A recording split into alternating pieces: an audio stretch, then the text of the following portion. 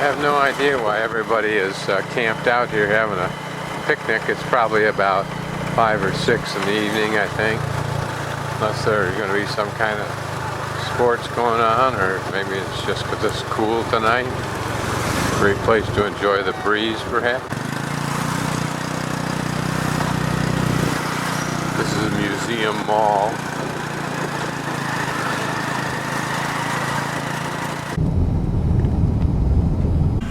What these large bags of charcoal are used for. I mean, obviously they're to burn something, but whether individuals use them for their homes or small businesses, I don't know.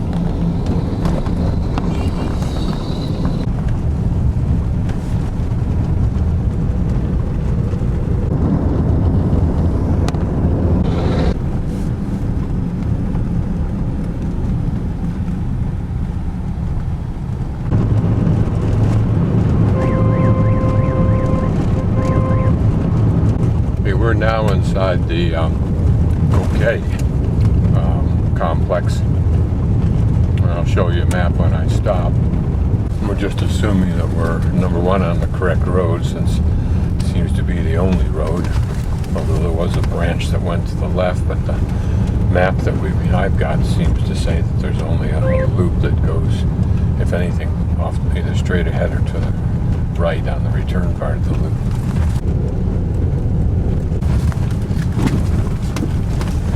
The water in some of the potholes, it looks like it might have rained last night. I don't think my driver's ever been here before, so we're both kind of winging this.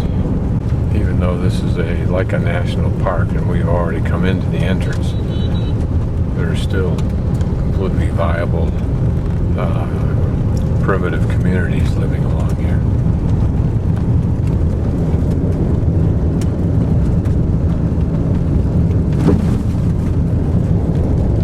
The dirt road we were on is the wrong way. We probably went up 10 or 15 miles up there.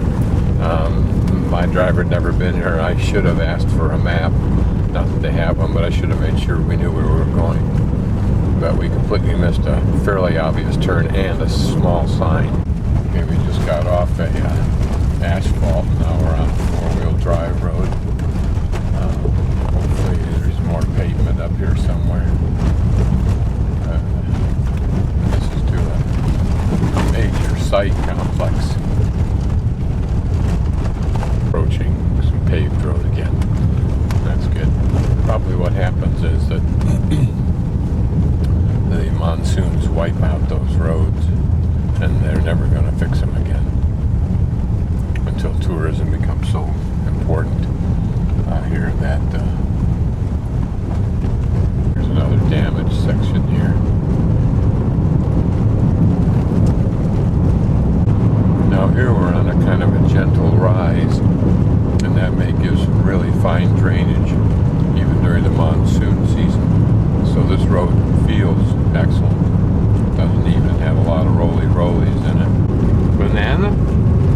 Banana trees?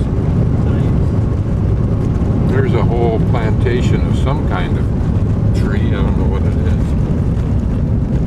We've probably traveled 15 miles at least. If not 20, on this good paved road, and not one sign indicating Ko Ker. Just saw somebody alongside the road with a high-powered rifle and a scope on it, and he was driving an SUV. Best time to get a dirt road is just after they plowed it. In this case, plowed it and watered it, so at least that's good. So it looks like they're actually building this road right now. From what probably was like, well, the road we're on right now, which is like the road we were on earlier, that we were lost. Theoretically, we're not lost now. So they're actually rebuilding this road. Maybe that they're actually going to pave it.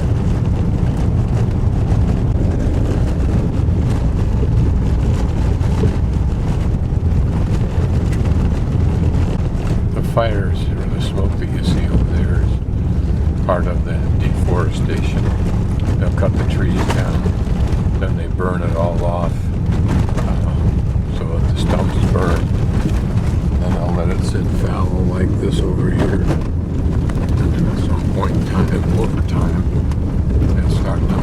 stumps, and then they can actually maybe convert it to rice fields or something like that. As you can see here, we've got all of the international OSHA standards being applied here for everybody's safety. If they can ultimately pave this road, it'll expand this whole area economically. Of course, it will ruin the environment, but the environment will recover someday.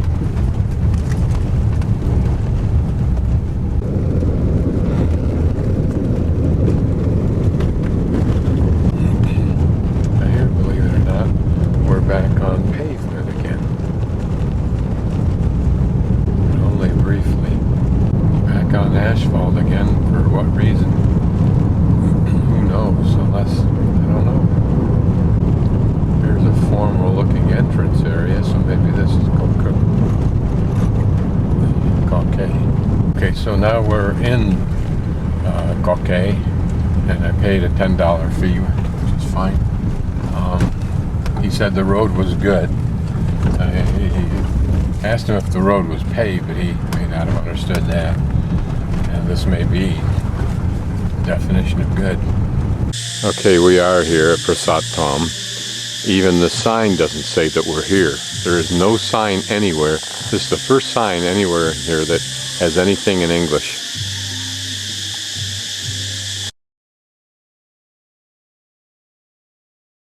Okay, I'm going to pan down through this slowly because it's just the best information that I've seen so far. There's a paucity of information on anything here.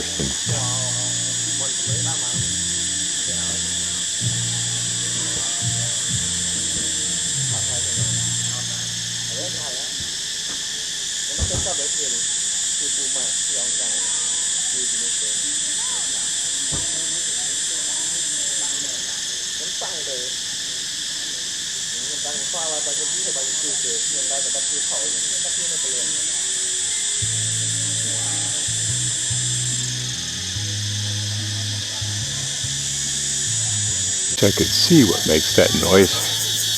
Amazingly loud.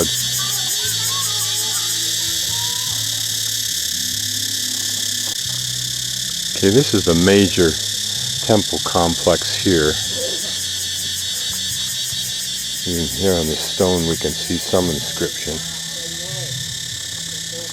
The attempts here are amazingly feeble for restoration. And yet someday, particularly after they finish this road, this has got to be a future for tourism. The irony is that the road leading to these ruins and the ruins themselves will be the great draw of tourists to here. It'll allow the large tour buses to come, as well, of course, as the smaller tour buses and taxis. And it will, ironically, it'll create a whole economy, but it'll probably spur population growth and greater deforestation. Notice how they've made an attempt here just to keep this thing from falling down.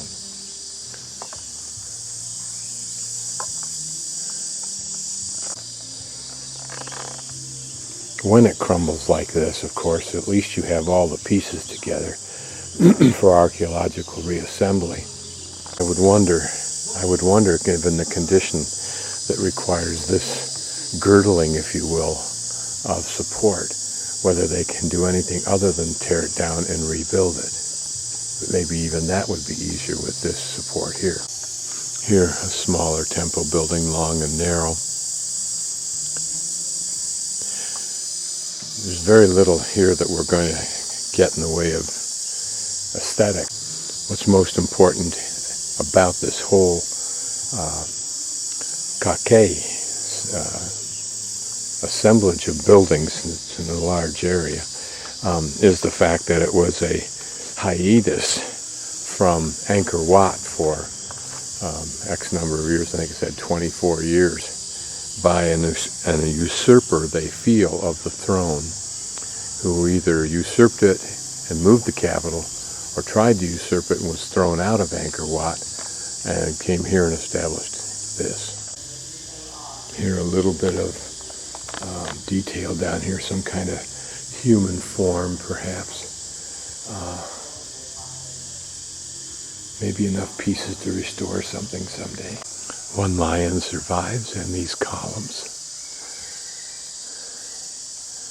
And a little hint of the lintel decoration. Now here we're passing through a wall into an area that looks like it's the walled area. So we're entering now a walled area. Here was some pond area.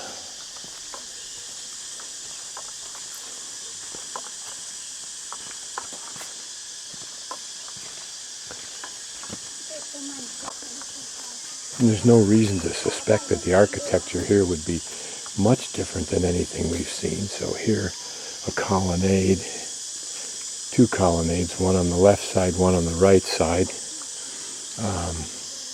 This one's still intact. These have all fallen down, and you can see they've fallen from the left to the right with their lintels here. But what's the least good is that someday in the future they can be restored because they lie in situ.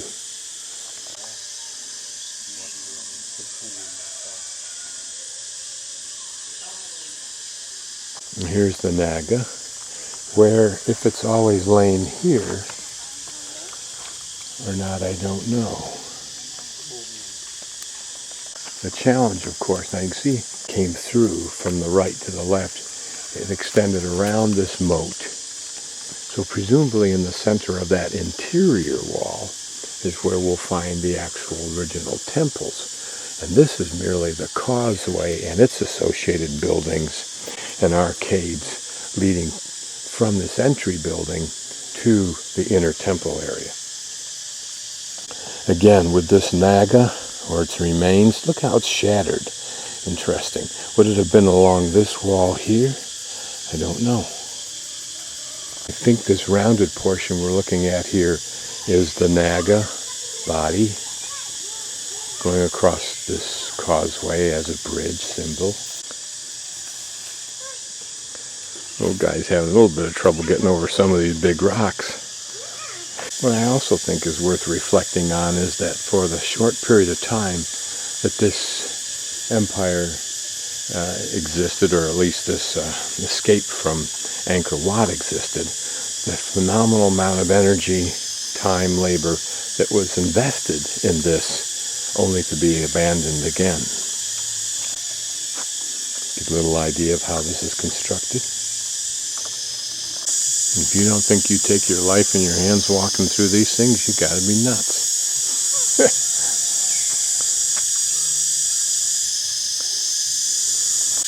Now here, interestingly, on the inside of this building that now takes us into the temple area is that motif for a doorway, a false doorway that we've seen on other temples, although this is quite shallow. Some holes that probably held monuments. And what is this the remnant of? Can you figure it out? It looks like a hippopotamus head to me, but I doubt that's the case. Did it once stand there? Are those the remnants of its feet and its pedestal? So now we pass from a second walled area into a third inner wall. And through this entrance, and boy, don't I wish I believed in a God now so I could have something to pray to as I quickly walk through here. Here you get another idea of this triple wall system here. First time I've seen that. So that seems to have been an innovation here. I'll pan around through this inner temple area because it represents the most deteriorated temple complex that I've seen, particularly considering how important it is or was, at least historically. This probably was the center temple, and there's almost nothing left of it. Here, two side temples which have almost totally deteriorated. Here, a side door pillar exists. Here, a pillar. Here, on the stairway banister, a pedestal that holds the feet of one small little statue creature, perhaps a lion. And it's not my intent to mock anything by my comments, rather to simply reflect on what I see. But again, an archaeologist tries to do technically what, and with greater purpose than what I or we try to do, and that is to look at individual elements from similar structures and try to figure out how to recreate all of the structures. It's kind of like reverse eclecticism, if you will. This is all that exists of this center temple monument. There's something poignant about the singular, interesting remains. And here are just hints of the work of this tree.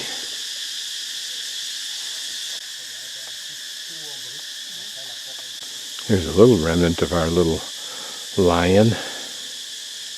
Now it appears that this complex in here that I've been treating as the main center complex, since it's certainly a centered area with this wall, now I see that I'm wrong. Back there is a huge temple, so let's go back and look at that. So now we're moving out of this complex towards what I've now discovered is the main complex. Look how tenuously these remnants are together. Some of the detail. Now what's curious is that this is a moat, and the moat does surround the temple. So it may be this is just a sub-temple, but it's now ensconced within this huge walled area, which perhaps means that this was built first or was built much later. Don't know.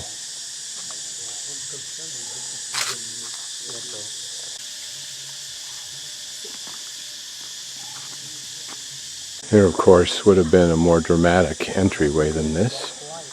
And this may be the lintel that once was over the doorway. And here the remains of the Naga that went across this causeway on the opposite side from the Naga we looked at earlier. But where are the rest of these pieces? Are they underneath the earth here? Down in the water?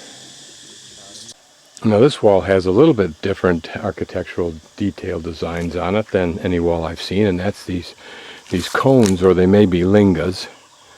That's what they probably are.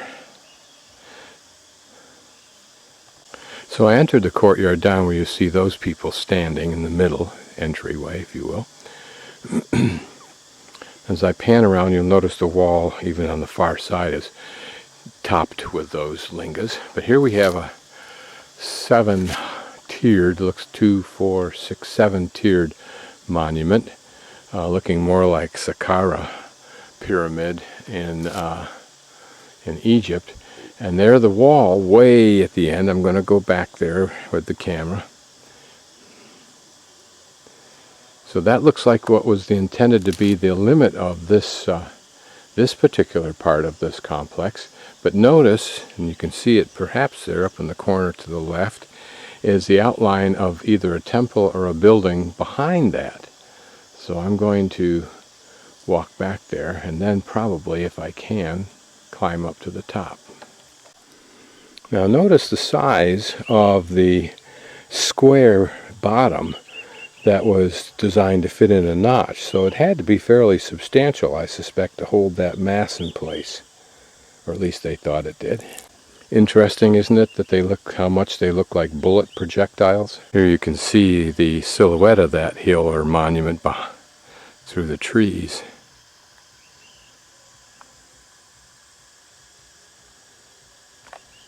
Now here I'm making my way across this grassed area, which is hummocky, probably because it sits in a lot of water and ends up with that hummock design after the monsoon season.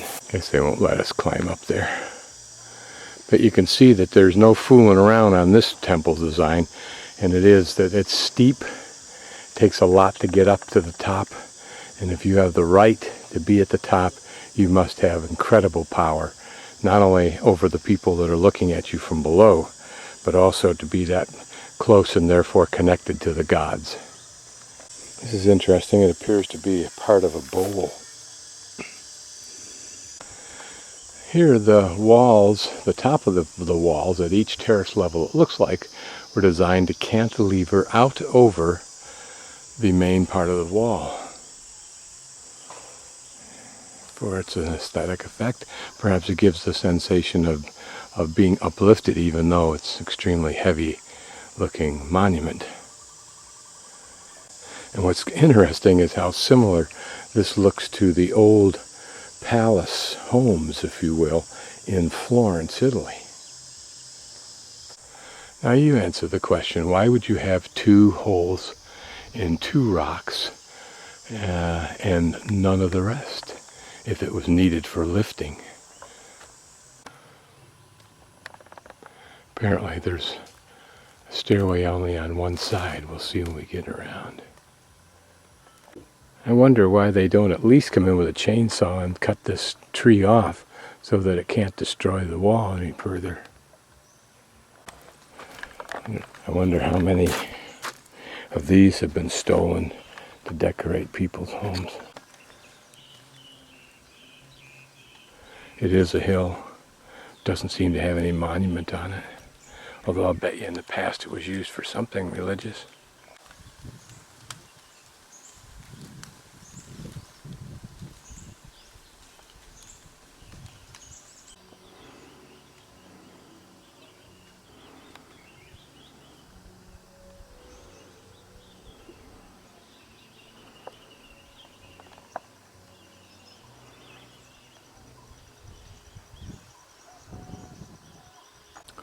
It's interesting that this monument, or this temple, almost apparently completely eschewed any kind of design elements in the way of reliefs. And maybe they were painted, but I don't think so because the stones are rounded on the edges, which in itself is the only design element.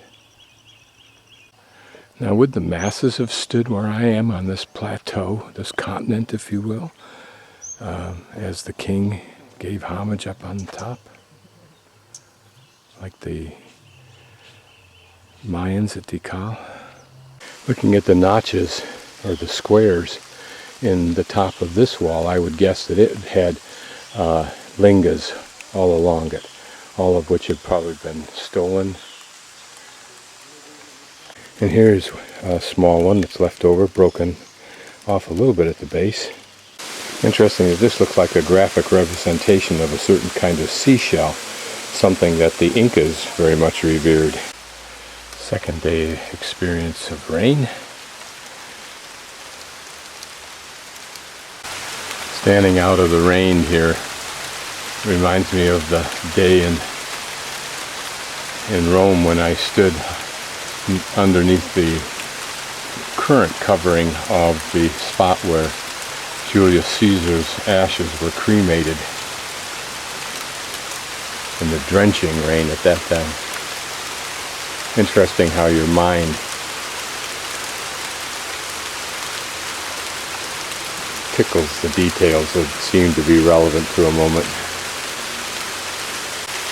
I consider the centuries of rain that have worked away at the stone, eroding that, undermining the support of the soil underneath, causing these temples slowly to start to lose integrity. And of course the rain that feeds these trees that will ultimately, if not stop, dismantle this entire complex quite handily. For example, is it a root of that white tree that is causing that whole monument top pillar, if you will, to begin to angle this way? How pretty it is when the rain begins to stop.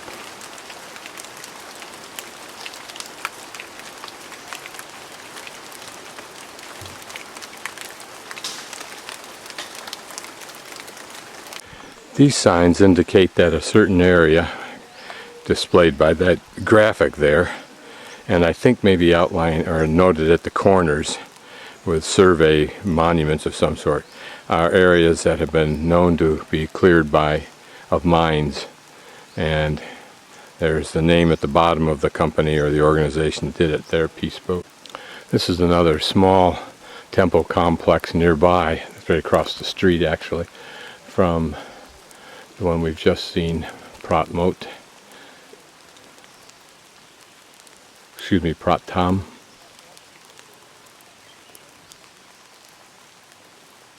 Again, even less standing to look at here. But yeah, we can notice the multiplicity of buildings. Some elements that remain.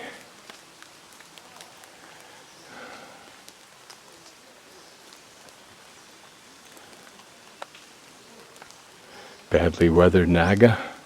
Let me take that back. That's on that device that goes usually on the front of a small temple. So those may actually be lotus leaves or something like that. Here a little more of the dimension of that seashell looking detail. How precarious the back part of that wall is, probably literally hanging on that tree partially. So rather than a naga, and maybe rather than even a lotus bud, is just this seashell design is what is found on this gable front of these small temples. Vegetation of another sort that's tearing down the monuments or temples.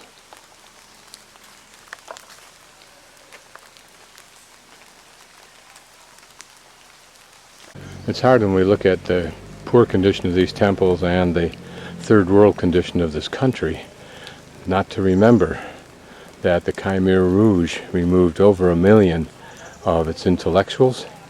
Merely wearing glasses might be enough to get you literally executed. There are no signs identifying any of these places except for the one we were just at, the largest. But I think this is Prat Balang, and the reason for that is the guidebook did refer to it having one of the original large lingas. Remember, a linga is supposed to be a phallic symbol. So here we are looking at the symbol. Notice it's got some graffiti or some detail worked into it. And notice also that it has that arm that goes off from the left from the top of the pedestal it sits on. And it almost looks like it's designed to appear to have a moat. I'm going to go on the outside now and see if that drips water out there. And the bowl I saw may in fact have been one of these steps. Okay, here it looks like the water would have poured out of here. Where the water or fluid came from, or whether it was simply meant to be symbolic, I don't know. There's another little temple holding a linga. I don't know if it has a linga in that one. We passed a second one, identical to the first one I'd seen and similar to this one. But here is this building that I'm standing in, or the remains of it. And I'm guessing from the elevation above the ground in front of me that what's in front of me was the reservoir that was built. And you can see that on the map. Whether I can climb up there or not, I don't know, but anyway, there's a linga in there. I'm going to go up and see if I can look down into there. And I did notice a spout going out the left side as we drove around it on the other side. Okay, here we can see all that remains. A pedestal, a fairly substantial rock pedestal, it looks like. But on that far wall behind it, it looks like there would have been some construction of some sort there. Maybe that false doorway, but not all of it is still there. And looking at the backside where that bit of rock still existed, I'm thinking that it probably was the false doorway. Faults on both sides. Here there's an indentation. Probably some of these stones were part of that false look. Here a look at the platform's original design. A little bit of detail down below. Okay, we're traveling down the western side of the loop, and there are just innumerable monuments, even those that are noted on the map.